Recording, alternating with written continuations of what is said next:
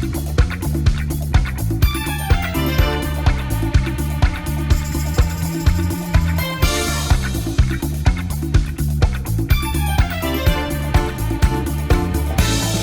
to joke around a lot here on the podcast, but I have a legitimate, very serious question for you right now. How much money would I have to pay you to walk around rhyming everything you say and calling yourself Nolamite? For how long do I have to do this? Let's say a year. If it wasn't cultural appropriation, I would feel way better about it. So that would be the hard part for me. I don't think you could give me enough money for me to, I don't know. We'll find a number later. Don't worry. I know some people with some cash. We'll talk. Welcome to Bad Movies and Beer. I'm Cooper. I'm Nolan. And we today are discussing just a world-class late 70s film. It's The Human Tornado, the sequel to Rudy Ray Moore's seminal blaxploitation masterpiece, Dolomite.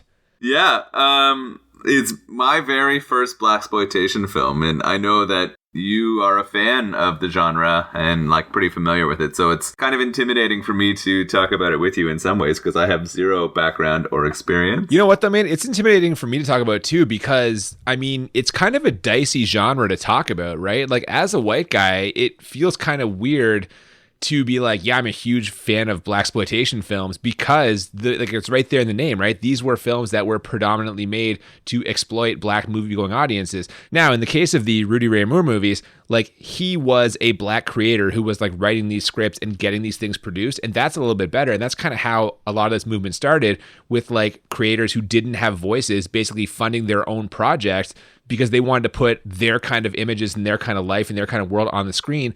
But then, as what always happens, as soon as the movie studios owned by predominantly white guys saw that there was an audience for this, there was an audience who wanted to see these movies, they immediately started making these on the cheap just to sell to black audiences. And that's where you get to the exploitation part, right? So it's kind of a tricky thing because on the one hand, for a lot of black people at the time, they were so excited to see representations that mirrored their life or people who looked like them on the screen that they would willingly go and pay their money for oftentimes subpar entertainment. But it's going to be tough to talk about a little bit on that level. Yeah, it's interesting. I mean, representation in all kind of media is a huge deal, right? It's just something that even now, even though these were made late 70s, still hasn't happened, right? We're not there yet. And it's kind of shocking and problematic that there isn't more of alternative voices or alternative perspectives or just more than token characters in most of the stuff that get produced in Hollywood. I was going to say, especially now, this is an issue. This is a huge thing, and this is a real moment right now where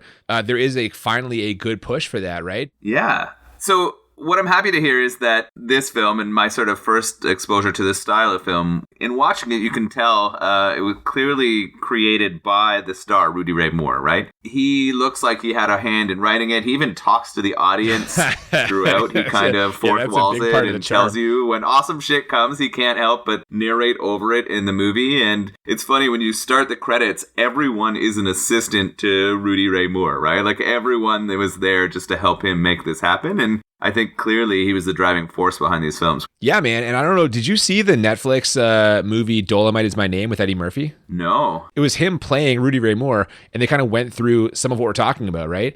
And so what I kind of learned from that, and again, there were some inaccuracies with that, obviously. It's a little bit of artistic license taken, but a lot of these films were it was a community effort. It was him pulling in friends, pulling in people he knew to kind of do whatever job was necessary to make this movie happen. And I think that's an important thing for us to mention kind of at the top here, which is we're basically a comedy podcast. We like to laugh about bad things in movies. And you know what? This movie, let's be honest here, it's incredibly low budget and it's pretty ridiculous in points. But I want to make it clear, we are not in any way, shape, or form laughing at the black experience or the black audiences of this time. I do love these movies, the style and the language and the way these characters talk to each other and kind of the music and stuff. It's a whole different world that I find just fascinating and incredible and really, really interesting. And yeah, entertaining, and some parts are funny, but this movie, there's clearly a comedy element to this movie. Yeah, it is definitely made, and a lot of the choices are intentionally cheesy to entertain, right? And that's sort of the focus of them. Like, it really is sort of an entertainment piece, and I think Rudy Ray Moore would be happy that we sort of enjoy or laugh at many of those pieces too, right? Hopefully. Or he'd call us rat soup eating motherfuckers and be mad that we're laughing at his movie. Yeah, maybe too. Yeah. That also. This is an unfortunate transition to the kind of beer that we are drinking today because, like, man, I just really wanted to like talk about this movie, and so when it came time to like look for a beer, the only connection I could make with a beer that was like available to us in the Ontario area, I hate this, but the beer we are drinking today is named after like the worst character in the whole fucking movie. What are we drinking today? We have a very evil character who sets out to find and kill our main character, Dolomite, and his name is the Sheriff. And in this absolutely horrible racist piece of shit, unfortunately, is the connection we have for our beer. I'm hoping the beer is much better than the character in the movie.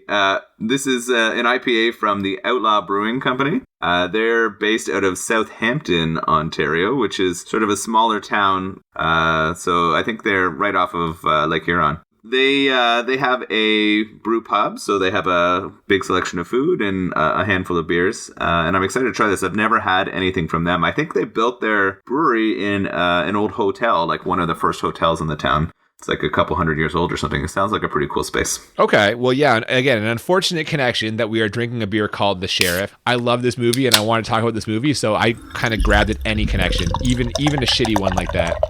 Let's get into it. Yeah, you know what? We might as well. We've talked about it enough. Let's do it.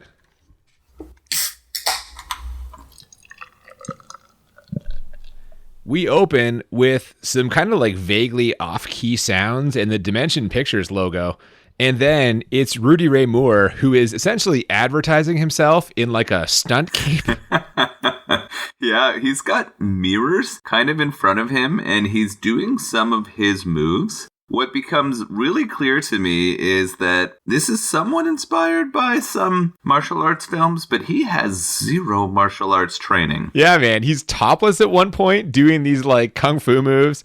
We get the title and credits. There's a song playing during this. It is the theme song to this movie, which I can only assume is called Human Tornado. The chorus is like, he's a human tornado. And it is clearly being sung by Rudy Ray Moore himself. Yeah, this is awesome. I love that he's singing this song. As you said at the beginning of the podcast, he is really good at sort of communicating through rhyme and poem. He kind of does that all the way through the movie, and this is just the beginning with the song that introduces himself. We also get in these credits... introducing Java. So apparently there's a person named Java who is in this movie, which, like, I don't know. It's interesting. It's stuck out. I'm like, who the fuck that is one that? Stood out for you? Yeah, it was.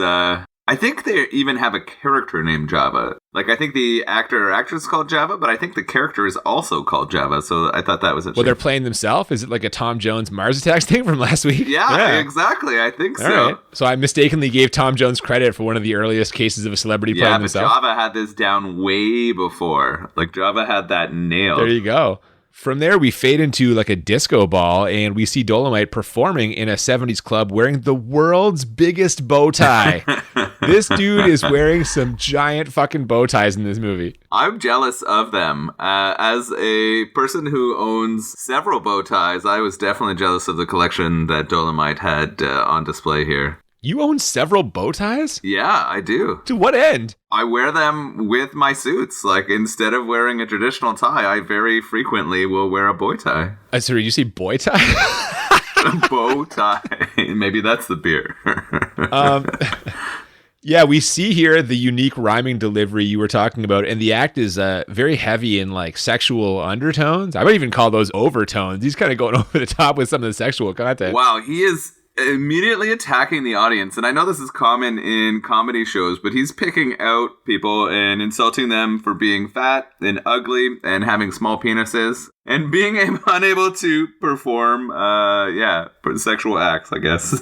Yeah, he's like a Black Don Rickles, only with like bongo drums and a dancer and a thong behind him. Yeah, the rhythmic music and the dancing was kind of a strange addition to the act for me. What I learned or kind of figured out through this movie is that I guess a lot of the performing clubs often had dancing women sort of there in the background or a part of their shows. And that, I guess that's a 70s thing. In so many blaxploitation movies I've seen, the clubs do have this. They have live music and they have dancers. And I don't know if that, like, maybe that is indicative that it was actually a thing back then. But again, this is a world we don't know, right? That's part of the fun for me of these movies, is seeing this whole different universe, which maybe was the way it was. We got to find some people from the 70s to start asking some questions. I said we should ask your mom, but you were not down with that. Well, I don't think my mom would have. My mom was a progressive lady, but well, except for when she wouldn't fucking rent The Last Dragon for me. So I strongly doubt she would have been any of these clubs. So she wouldn't have been there. Yeah. Shots fired at my mom right there. Sorry, Cooper's mom. From there, we dissolve to a car pulling up to a very large house, and we gather this is Dolomite's house. There's a white woman who gets out of the car, and she is there for, there's no other way to say it, she's just there for some sex. She's there to have sex with Dolomite. But he's busy. Turns out there's some kind of like community meeting in his house. There was a charity event for a boys' home was supposed to happen, but we found out it was canceled. Luckily, Dolomite is going to donate his home and everything in it for this boys' home, which is very magnanimous of him. He's giving away his fucking house. Yeah, he's got this huge house, and he decides to give it away to help support what I can assume are sort of like orphaned boys, I guess, or like a youth group kind of thing. Like, you know, but yeah, either way, he says, let us now talk to some of our distinguished guests, is how he ends his speech to these presenters. And from there, we cut to him re-entering the bedroom where the woman is naked on the bed. So I guess she's the distinguished guest he's going to be talking to. I don't think there's going to be a lot of talking in there. He's going to be using his human tornado skills to please her. But what was interesting is he mentions about her paying him. So I was wondering if, I guess he was making some money on the side for betting these women who come to him. She says he's worth every penny. Yeah. While this is happening, we cut away to, it's kind of like a couple of rednecks and maybe it's like a station wagon. They see all of these black people meeting at this house. And that, of course, is very disconcerting to them. I guess they don't like the idea of so many black folks like organizing or meeting somewhere. So they go to the sheriff to break it up. Now, the actor playing the sheriff, I use the term actor loosely. This guy is fucking awful. He is an awful actor. And he looks kind of like a racist Michael McDonald. Yes, he does. I wish he was singing like Michael McDonald. But fuck, are you saying all his lines instead of saying them? Yeah. Yeah. Just like Dolomite was a poetic, and he was, his acting was so over the top that it made it feel like he was trying to play. I mean, the character is kind of like mentally unstable, but he was deranged in the way that it was coming off. Like, it was just so bad. If we were doing like a bad acting Mount Rushmore, it would be like him, that fucking lead henchman from Swamp Thing, the guy who yells freeze in Murphy's Law. Like, yes. He's on the mountain. He's in the mountain. This guy's real bad acting. Now, is he the worst actor in this movie? No, that's a good point. So perhaps he'll be knocked off in a second by one of the other guys that we meet, but he's fucking real bad. He's awful. He heads up to the house to try to break up the meeting. They're spotted ahead of time by some of the guests. One of them is a young Ernie Hudson from Ghostbusters. Did you notice that? No, I had no idea. Yeah, no, he's got his head shaved, which is a look I've never seen on him before, but he's there and he notices. They go to tell, kind of warn everyone the sheriff is coming. Shortly thereafter, the sheriff, in an extremely low-budget posse, bust in the house and hassle the guests. I mean, he did not exactly find a lot of support for this fucking mission. He's got a couple of, like, yokels and, like, his assistant, fucking Charlie, and that's about it. No, it's rough. He tells them to shoot to kill if they need to. He breaks in and then immediately starts getting physical with a female at the party. She's not so receptive, knees him in the balls. And right after this happens, kind of a door swings open to the bedroom, and he sees that the woman in bed with Dolomite is his wife. Now, she tries to blame it on Dolomite, like he made her do it, but his comeback to this is just fucking astounding. He just says, "Bitch, are you for real?" Yeah. The delivery of some of his lines are pretty fantastic. Her trying to pull that shit is awful. Yeah. What does the sheriff say to the deputy when he finds his wife and Dolomite in bed together? Oh, he's immediately tells Deputy Charlie to kill them. And Charlie, sure enough, blows away the sheriff's wife, just shotguns her to the chest. Dolomite executes like an action hero role, pulls a gun, shoots Charlie, and then does a naked dive down the hill, which we get an instant replay of, along with commentary. You mentioned this, they just shatter the fourth wall, like, immediately. We're like 10 minutes into this movie, the fourth wall is obliterated. It was hilarious. He fucking bolts out of that house and dives off of what can only be described as a giant hill or cliff of plants. fully naked, right? Yeah, fully naked, dives off it, and the replay of it with him narrating is amazing. He's just shouting out to the audience that, yeah, I really did that shit, man. I dove naked over this thing and rolled down this huge hill for you, so you better enjoy it. And I mean, good on him for doing that. It's like, that's a bold move. You know what? Just fun in the edit bay right there is all that is. He's like, oh shit, this thing can rewind. Let's put that in there, right? Just having fun with it. I think there is a bit of that. As we get to more action scenes later in the movie, they definitely use the editing. So. Oh my God, dude. Later on, there is another version of this that is like mind blowing. And we're going to get to that, and I can't fucking wait because it is like one of the most astounding things I've ever seen captured on film. He jumps into a getaway car at the bottom of the hill. It turns out most of his friends, including Ernie Hudson, were on their way out of there. He kind of chides them for ditching him there, but either way, he's in the car now. From here, we get just an amazing car chase. The music is incredible. The sheriff is chasing after their car, but like many of the action scenes in this movie, they just speed up the film to like, which none of it looks natural at all. My God, this scene is just great. It's such a corny car chase. Really bad action, but it keeps it moving, right? It's funny. So much of this is done on the cheap, but effective enough that it keeps you connected or moving through the story. So they're getting away kind of, but they decide they need to set a trap to stop them from catching them. Yeah, so once they've got a bit of a lead, they kind of pull off on like a side road. Most of them bail out of the car. Another guy pulls the car horizontal across the road so that when the first car gets there, they have to stop. And as soon as they do, and I know this is going to drive you crazy, but as soon as they stop, Dolomite, with the shotgun, he one-shots the car and it immediately explodes in just a giant explosion. And you know what? I know you hate when this happens, but for me, and I do too for the record, but for me, in this context, I'm kind of okay with it. I don't know what to say, except like, the trap fits. The trap was good. The blowing up of the car with one shot of the shotgun shell was bullshit, as you know. I mean, hold on. At least it's a shotgun. It wasn't like the little stubby 9mm that Charles Bronson had. This is a shotgun. It's a big gun. What should have happened is that shotgun should have went in the window of the car and he should have blown everyone away in the car. The car itself should not have exploded, but that's okay. I let it go. I moved past it. It's still probably a -1 for me because, you know, that's a promise. Oh, come on. It's a big gun.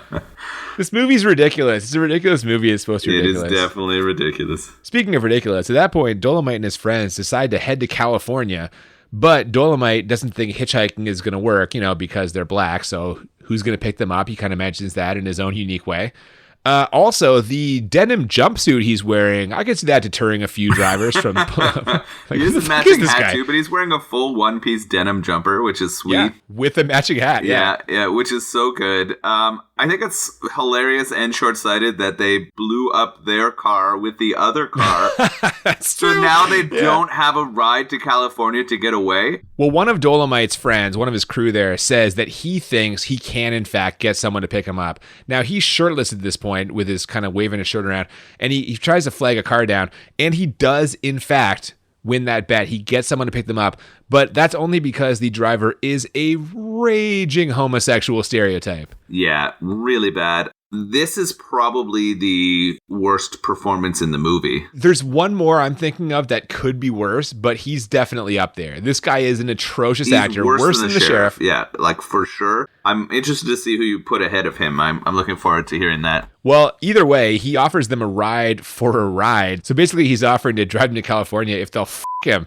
Is what I'm gathering from that. Just offering the one guy. He doesn't know that there's a crew there. Oh, that's true. That's fair. Because as soon as they open the door, they immediately hold up at gunpoint. All the other guys run out with the shotgun. And luckily, he's not too upset about it. In fact, he's thrilled when he finds out they're headed to California and that he's being kidnapped. Apparently, it's kind of a big ego boost for him. Kidnapping me? Oh my goodness. Yeah, that played into the homophobia and the horrible acting for sure. Yeah, and now we get a few scenes that are just borderline unnecessary. I shouldn't even say borderline unnecessary. Totally unnecessary, borderline nonsensical. So first, after stopping to get Dolomite some new shoes. Which when he buys the new shoes, he narrates over getting the new kicks. Boy, oh boy, good shoes for my feet. Now I can go and get me something sweet to eat. which is hilarious. Again, I love each moment that he narrates over or he picks out to be really important. Yeah, man. Why new shoes was on the list of those moments. Like, I get jumping naked down a hill. That deserves a narration. But putting on a new pair of shoes, I don't know. And he just walks out with a big smile on his face as he's fucking narrating this rhyme about new shoes for his feet. Now he's going to get something to eat. Like, that's the rhyme. It's not even like a good rhyme. It's just like whatever. God damn. Oh, no. Anyway, they pull over to get some gas and use the bathroom. But apparently there's a line in the men's room because one of Dolomite's friends busts into the ladies' room, which of course is occupied. And can't wait for the woman to get off the toilet, so he just pees in the sink while the woman who's on the toilet hits him with her purse repeatedly and just screams. What is this scene? Yeah, I guess it was just to grab laughs, right? Like, this was thrown in there hoping the audience would giggle at a like middle-aged woman with her panties around her ankles screaming and hitting a man pissing in a sink. Well, it worked. I was laughing. I don't know about you. I'm so confused. While that's happening, Dolomite calls Queen Bee, who is the noted madam and club owner from the first Dolomite movie. This is, of course, the sequel to Dolomite. He lets her know that he's coming to town, and we get the title of the movie here as she reminds him how he blew some lady's mind with his human tornado sexual prowess. And the lady in question is named Hurricane Annie. So we've got a tornado and a hurricane colliding. Sparks is what I'm gathering. Yeah, whatever happens between those two in bed is definitely a messy storm. Well, we're going to see a little bit of that later on. Yeah. Spoiler alert. From there, we cut to Queen Bee's club. We get various clips of performance footage, a couple of different bands. And then we get a Florida mobster making a phone call to one of his underlings, a guy by the name of Cavaletti. Now, apparently Cavaletti's been having trouble making money because of Queen Bee stealing business from his own club. He assembles a team of goons to get that place shut down, which they quickly start doing by smashing the place up. Yeah, so he decides instead of trying to make a better business, we'll just send some people down the street to fuck them up, and then they'll have to shut down. These guys are not playing very nice. They start smashing shit. Queen Bee's friends don't take very kind of this, so they start kind of fighting back, punching the people. But then what happens? A guy with like a modified Tommy gun. It's a weird guy I've never seen before. He shows up and just kind of shoots the place up. And they continue with the smashing. And they also rough up Queen Bee and kidnap two of the female employees. This is really strange. Even more strange. I mean, beating up Queen Bee is really weird. Kidnapping the employees is really weird. They take the two employees to a fucking haunted house? Yeah, this is so bizarre. But before that even happens, I thought you were going to say this. Even more strange. They call their boss, who, like, we saw him on the phone scene earlier with like a lady who we guess is his like assistant or something. Now when they call him again, she's just sitting on his lap topless. Like, this is so weird. Yeah, he's just fondling her breasts. There is a lot of gratuitous nudity in this movie. Yeah, tons. Yeah, definitely. And I guess that adds to the sort of interest of the people who were like it appealed to. Sure, man. I mean, I fucking kept my interest. To your point, we see where he's putting them, and it is like a legit haunted house, complete with gratuitous cobwebs and an old crone. There's like this old lady. It was really crazy. She has a really snake. Weird. I understand. I'm just really confused at why Cavaletti has an old crone in torture chamber house. She's on standby. She's like the sheriff of Nottingham, man. He's got that old crone back in the tower to like fuck with Maid Marian. I really think when we meet her again at the end, he says mother. It's possible. I mean, I don't recall that, but we see that Dolomite is on his way, and before you know it, we're in Los Angeles. They pay the driver for the trouble they caused him, but he says no trouble at all. In fact, someone might have to kidnap him to take him back home, so he's really happy to be in California. So now they go to look for Queen Bee. They take a taxi to her club. They find the place closed. So they go looking for her. She's not home either, so they hit the town, and they're checking various clubs and bars. Almost all of these, again, have like singers and or lady dancers. So again, I'm asking myself, like, was this a thing in the 70s? We're not going to know. If you know out there, if you were alive in the 70s and went to some like predominantly black clubs, and did they have dancers and thongs? Like, what do you got for us here? Give us some information, please. We're dying to know. Yeah, we might have to look for some documentaries or figure something out. But if anyone has that info, I would love to know as well. Yeah, he can't find Queen Bee, and there's a mess, so he decides to go for another lead, right? He tries to go find Hurricane, the one who gave him the nickname of the human tornado. Yeah, and here at Hurricane Annie, she is one of the dancers at one of these clubs. They find her just as she's finishing her performance. Turns out she hasn't heard anything about why Queen Bee's place would be closed, but she has a hunch, and she takes them over to Cavaletti's club. They head in to get some answers. Now, the piano player in the band, who needs a little encouragement, ends up kind of like telling them that she is in fact in the building.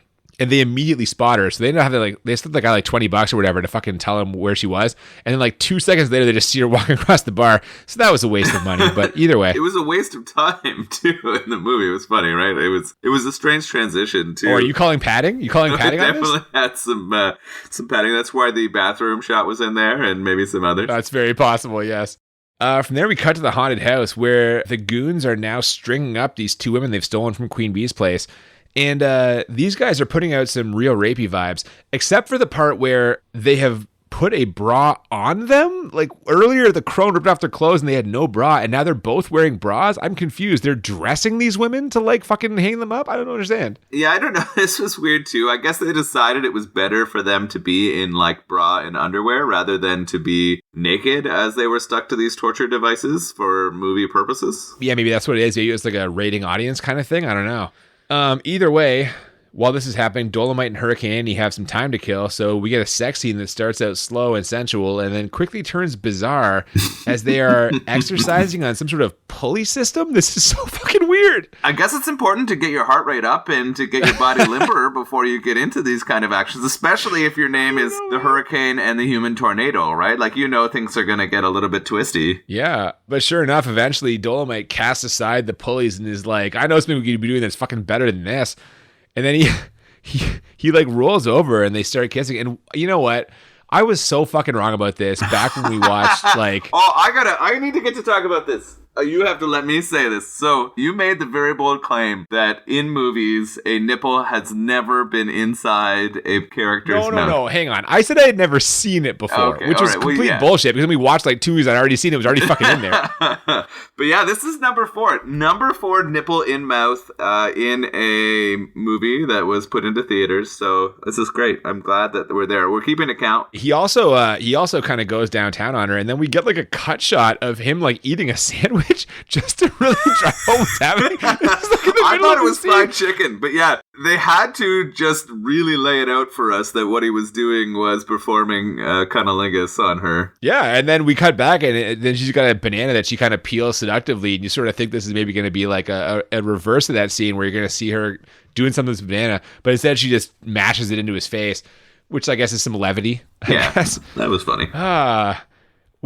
From there we cut to the sheriff. He's come to California looking for Dolomite. Apparently he can't forgive him for nailing his wife. Local law enforcement, he's talking to a lieutenant. They haven't seen him, but they're going to help, mainly because the sheriff tells him that Dolomite murdered his wife. He was the one who murdered his own. Well, he didn't murder her, but he ordered his deputy to murder her. What a piece of shit. He told Charlie to kill her. This guy's a piece of shit. I wish we had a better beer connection than this. This beer's like good, but come on. If you can find a tornado-based beer, please send us recommendations and we will drink it happily. Oh my God, I wish. If there's a beer called Dolomite, that's the only beer I would drink. The lieutenant, anyway, tells him that he'll put his best man on it, and his best man happens to be a black detective named Mannix? I couldn't really catch his name. Pete was his first name. Pete is his first name for sure. But it's really strange. When he calls the detective to tell him he needs him to investigate this, he's got like a woman in handcuffs, and he's like, seems like he's maybe trying to rape her. I think that is what's being insinuated, and I didn't really understand. Like, I guess they're trying to make you understand that he's a bad cop or that all cops are bad. Yeah, it's really weird. He's kind of all over the place here. From there, we cut to a guy coming out of a building with a bag. This car pulls up behind him. They're chasing him. I honestly have no idea what's happening to the scene. Have we seen this guy before? Nope, I don't think so. And I don't even recognize the people who chase him. If there was ever a padding scene or a gratuitous action scene, it's this one. That's fair, I think. We cut from there to Dolomite and Queen Bee. They're strategizing. Queen Bee gets a call from Cavaletti, who wants her to send over some of her girls. She tells him that they're all in their monthlies. That's her words.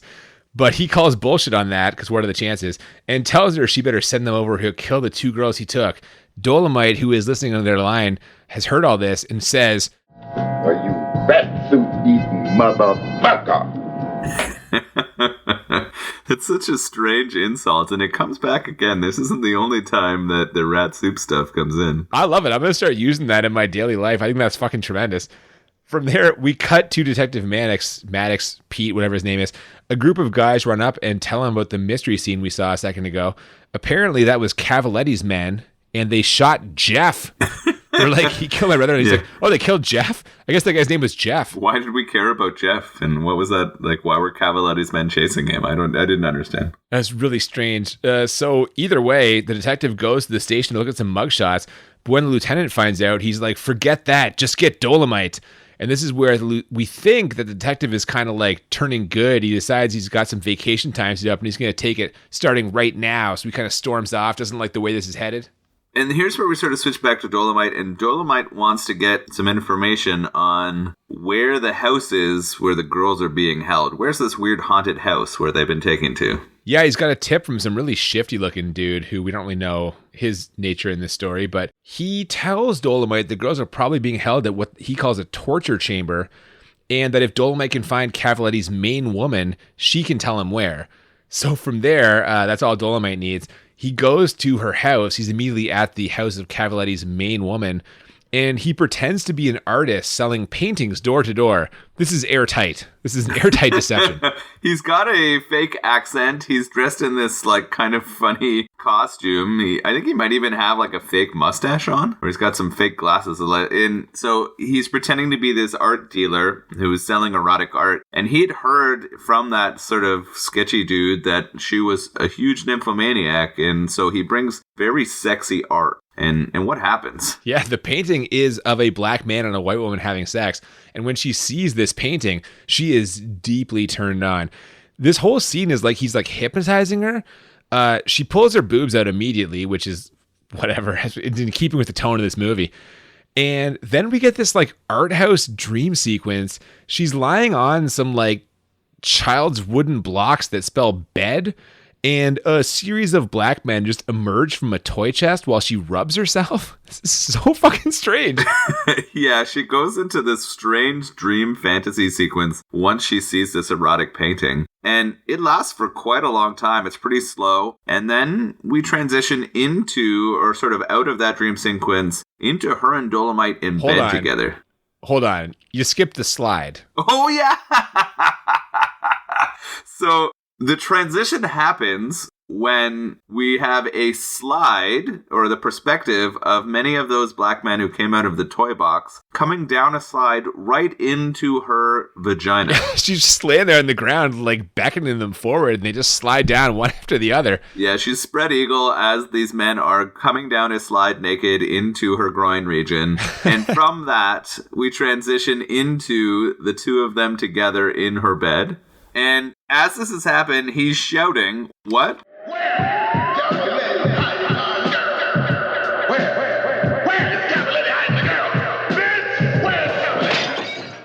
This scene is fucking ridiculous. The bed is swinging around, the doors are opening and closing, lights are flickering on and off, and the roof collapses. I give this scene an 11 out of 10. This is just a tremendous scene of sexual conquest. It is hilarious. Yeah, there is fire coming from different parts of the room. This is where the human tornado, or the human sex tornado as it should be called, sort of really comes into play, because I guess so, their man. lovemaking, or his moves, are just fucking smashing the room, literally tearing it apart. And as like the whole roof is falling down on them, she's finally finishing, and in so does tell him where those ladies are. Yeah, man, the scene ends with her trapped under the roof, just repeatedly saying, there's a house on the hill in Pasadena. There's a house on the hill in Pasadena. He fucked the info out of her. Yeah, now he knows where to go, man. Yeah, that's how it works, I guess. When you're Dolomite, that's what you gotta do. Use the tools you got. And he did. From there, we get another scene with the sheriff. He's getting impatient. Now, the lieutenant from the California police tells him that his best man is on it. But when the sheriff finds out that his best man is black, he becomes incredulous. He drops several N-bombs, and the lieutenant goes off on him, saying they don't have any N-words here, just damn fine policemen. And the sheriff stomps off, grumpy, determined to find Dolomite himself. Good for the lieutenant. I did not see that coming. No, because he wasn't demonstrating that he was sort of not anything but an absolute racist. But I don't know, it was interesting to see that choice. You mentioned the drop of the N-bomb. Most of the white characters in the movie use it very openly and freely, and it's really uncomfortable. What's strange about this, though, is he kind of stomps off, and I'll find him myself. And you think the lieutenant's like stood up to him here, and he's kind of parted ways with this like clearly racist character. But the next time we see the sheriff, the lieutenant's right there with them, and they're busting in there together. So I don't like, here You're I am right. being like, good for the lieutenant, but I guess true. not. It's like, right. They were there, and he had him. I don't know. It's really strange. Yeah. I mean, you needed to have the antagonists, and like really clearly having the racist sheriff worked really well for like pushing forward the plot and having someone who you wanted Dolomite and his crew to defeat, right? Yeah. And again, I hate that this is our beer connection. You're gonna have to let that one go. We wanted to talk about Human Tornado. We did, and we've made it happen, and that's where we are. Yeah, I guess you're right. From there, Cavaletti makes another call to Queen Bee. He's having a birthday party, and he wants some girls. So Queen Bee this time says they'll be there, but once she hangs up, she tells her crew that this time it'll be the party to end all parties. This is when they're gonna make their move. Now, as they're plotting this out, the doorbell rings, and it's Howard Jackson. I'd never heard of him, but apparently he's a big deal. So is this the second time in this movie we've had someone playing themselves? Clearly, yes. After Java, we got you mean? Java we got Java, we got Howard Jackson. Holy shit, look at this. Hurricane Annie confirms that he's legit. Apparently, he's the guy who taught her karate, so now we find out that she knows karate also.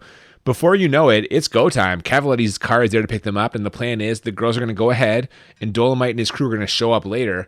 Speaking of Dolomite, he's at the house on the hill in Pasadena, and we just get a kung fu scene to end all kung fu scenes. This scene of him rescuing the girls from the haunted house is madness. Like, there's so much going on. I'm going to let you describe it a bit. All I'm going to say is that my notes, they kind of look like a mind map. Okay. When you draw those in school. Yeah. And in the very center of that mind map, it says, holy fuck. And then I have Exactly. a whole bunch of points off of it from how many insane things happen in this haunted house. So I'll try and cover this the best I can, but as you point out, there's so many things going on. This is just, I'm not going to do this justice. I'm not even going to fucking try. But so first of all of the action scenes, it's sped up, like the car chase from earlier. So when he's kicking and punching these guys, it is clearly accelerated. It does not look even remotely real.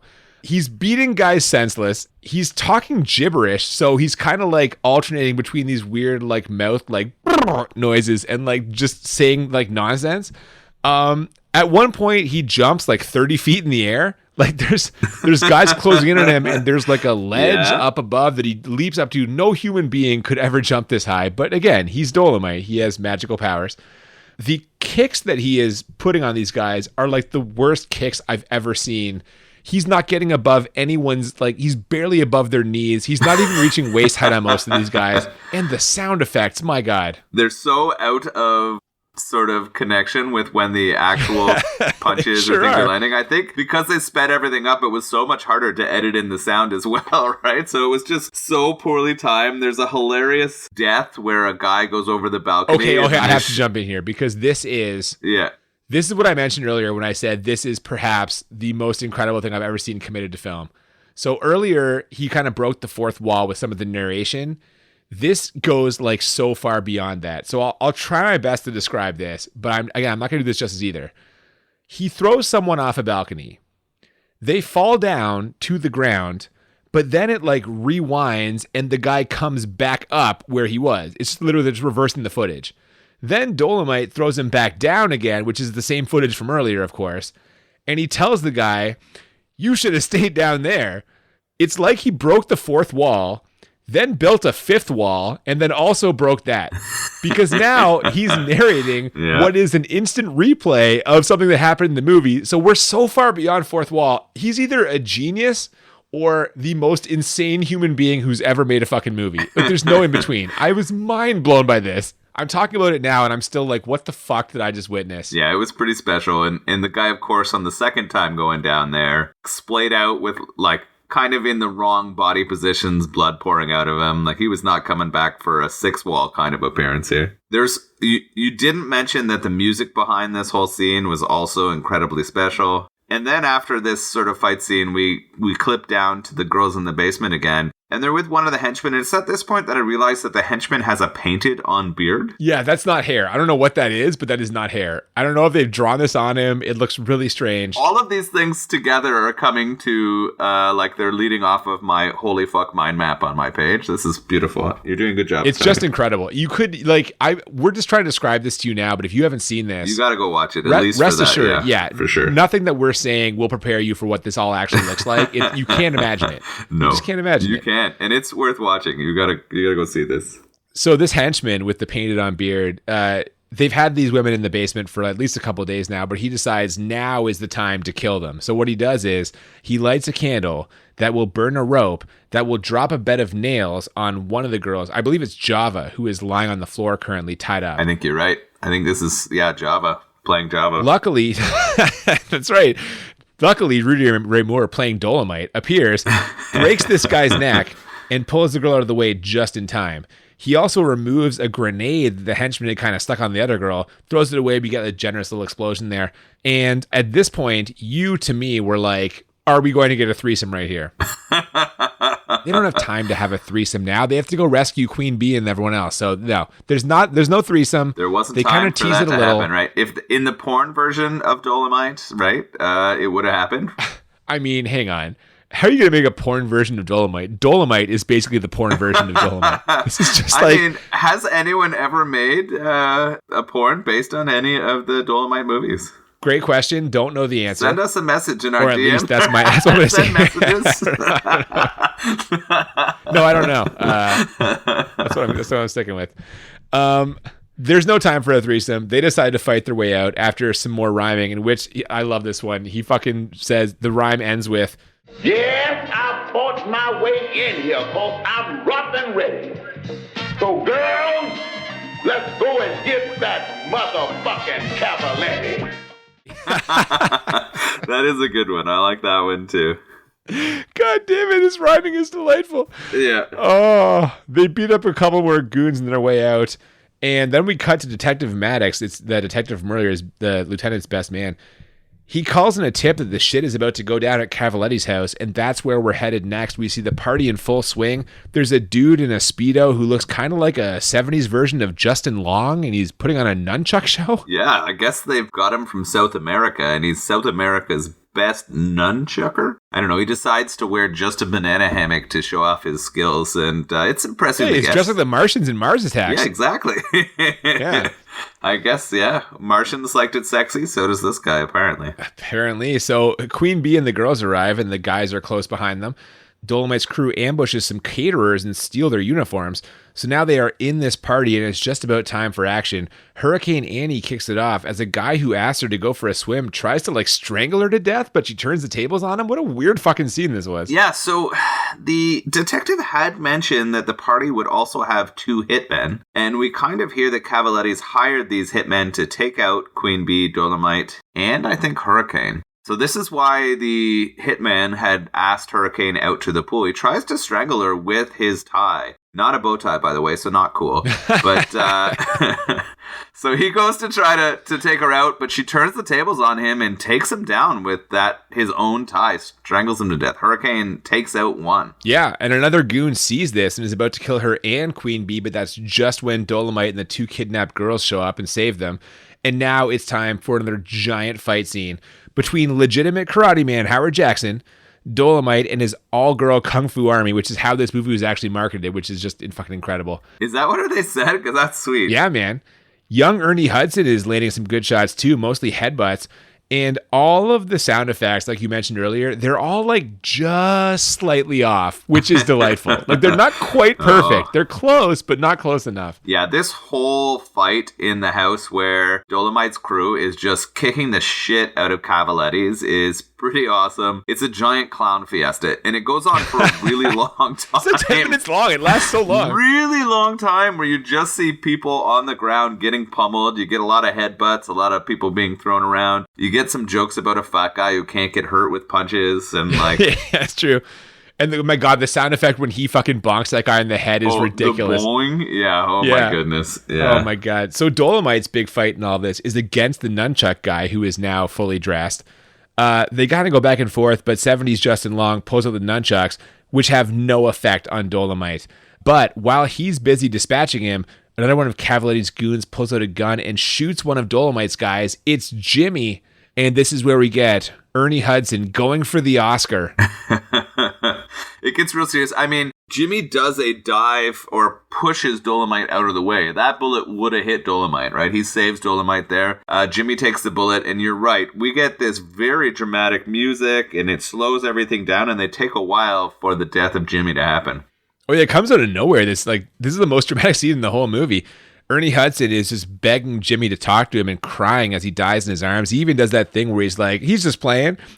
Come on, man, get up. Like that thing where you're kind of like, oh God, he's dead. Like stop talking to him like he's alive.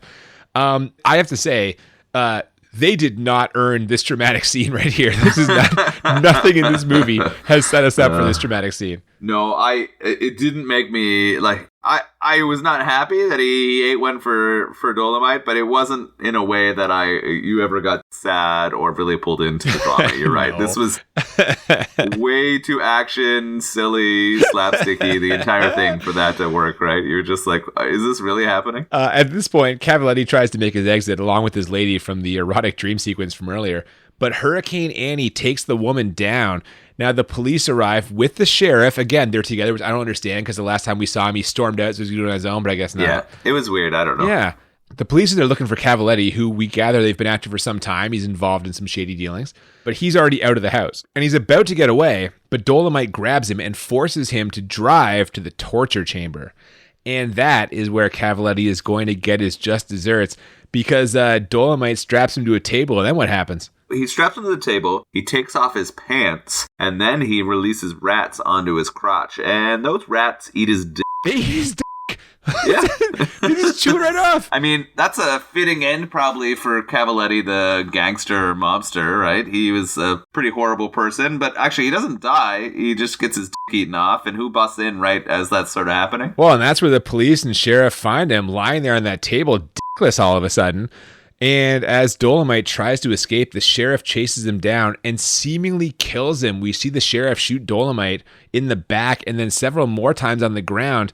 And the sheriff walks away laughing to himself, satisfied with the job well done. But Dolomite's too smart for all that. He rolls over after a little more rhyming, talking about the sheriff thinks he's dead, and reveals that he's been wearing a bulletproof vest. This bulletproof vest legitimately looks like it was made from aluminum foil. This is a terrible bulletproof vest. It was a leather vest, sort of like a motorcyclist thin leather vest that in the inside they had sort of glued or paper mached some tinfoil too. There's no heft to this vest at all. It is like as thin as the fucking premise of this movie. And it's kind of interesting, right? So he's not dead. He sort of makes a taunt at the sheriff, right? You think you can kill me? I'm the human tornado. Yeah, he laughs as the sheriff leaves. Yeah, he sort of narrates that whole piece again. We sort of end on a narration, and then we head to credits. And that's it, man. We're fucking out. This was I'm shocked to find out this was an hour 48 because this was a breezy hour 48. Yeah, it actually went by quite quick. Many of the movies we watch, you'll hear us complain about how often we look at the clock and how long they drag on for being really bad movies. And this one didn't feel that way for me at all. Flew right by. And so here we are at the end. And this is the point where we review the movie. The way this works, we rate the movie on a scale of 1 to 10. We do it twice. 1 to 10 for how bad it is, 1 to 10 for how enjoyable it is. And the goal is to find a movie that is 10 out of 10 on both scales, or as we call it, the Crit 20. And I'm going to go first and say that for me, this is definitely in play because this movie is 10 out of 10 bad. The acting is atrocious. The plot is nonsensical. The action scenes are the most ridiculous shit you will ever see in your life. Rudy Ray Moore has been in no way, shape, or form trained to perform any kind of the martial arts move that he performs in this. Everything he says fucking rhymes. We got the fourth wall breaking, the fucking fifth wall being built and then breaking. This movie is patently absurd. It's ridiculous.